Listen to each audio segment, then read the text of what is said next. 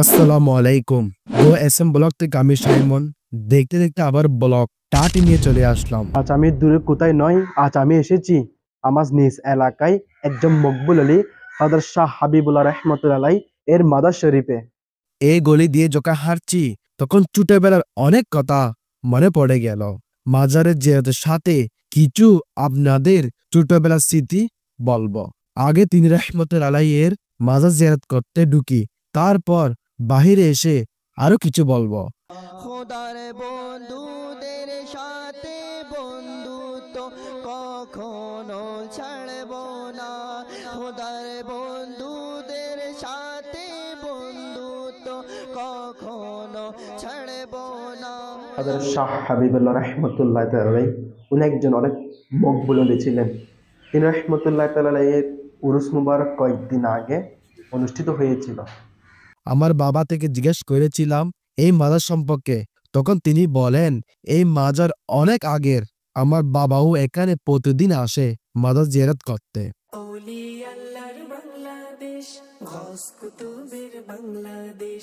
অনেক আলেম থেকে শুনেছি তিনি একজন হক্কানি আল্লাহর ওলি। ইমাম আল্লামা হাশিম রহমতুল্লাহ তাআলা এর কিতাব তাজকিরাতুল কেরামে তিনি রহমতুল্লাহ আলাই এর জীবনী লিখেছেন খুবই সংক্ষিপ্ত।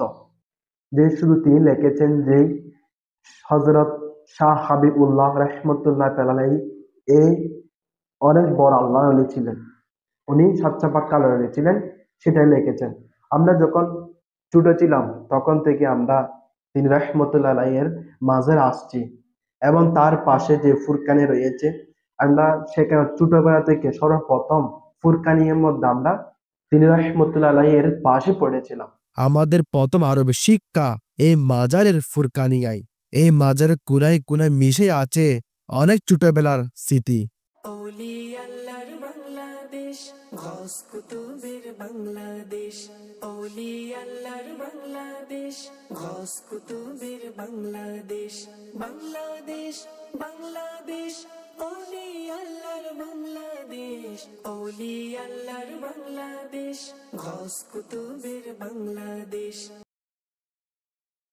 উনি এ এলাকার বাসী নয়, উনি এসেছেন প্রায় অনেক দূর থেকে।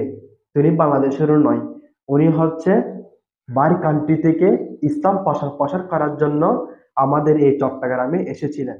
আগের মাঝে এরকম ছিল না, এটা হতে পারে কয়েক বছর যাবৎ এরকম স্টিল দিয়ে তিনি রহমতুল্লাহ আলাই এর মাদা সাজিয়েছে। আমরা যখন ছোটবেলা ছিলাম তখন তিনি রহমতুল্লাহ আলাই মাদার ছিল খুবই নিচে, এতটুকু যতটুকু ছিল ততটুকু ছিল।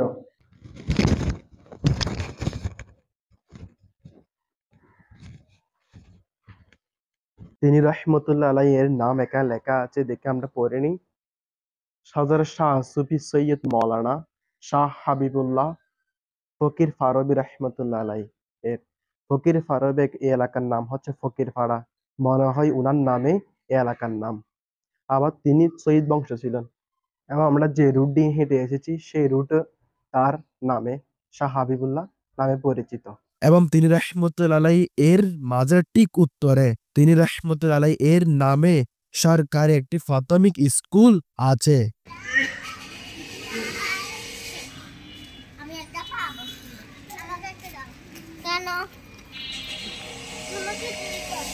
এই ফুরকানের মধ্যে পড়েছিলাম, প্রায় কয়েক বছর যাবত বন্ধ ছিল, এখন দেখতেছি মাজারের লঙ্গরখানা বানাইছে। যেটা আমরা ছোটবেলা থেকে মাদ্রাসা পড়েছিলাম, অনেক স্মৃতি রয়েছে আমাদের এখানের মধ্যে। অনেক বছর যাবত এই ফুরকানিয়া বন্ধ ছিল, আসলে আবারও চালু করা উচিত এই মাজারের সে ফুরকানিয়া। তিনি রহমতুল্লাহ আলাইহির পাশে একটা গাছ ছিল, এখানে এ বরাবর একটা গাছ ছিল, প্রায় এখান থেকে 10 বছর 12 বছর আগের কথা বলতেছি আমি।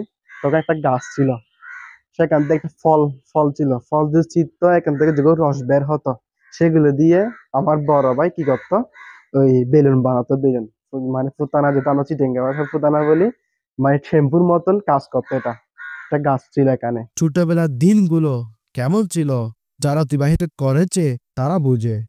এখন জিয়াদ করে বাহার দিকে রওনা হওয়া, বাসায় সামনে এতটুকু। সবাই ভালো থাকবেন, সুস্থ থাকবেন। শেষ একটাই অনুরোধ, যদি ভিডিওটি ভালো লাগলে এরকম জিয়ারত আউলিয়া এবং বিভিন্ন দর্শনীয় স্থান দেখতে আমাদের চ্যানেল গো এস এম ব্লগকে সাবস্ক্রাইব করুন। আসসালামু আলাইকুম।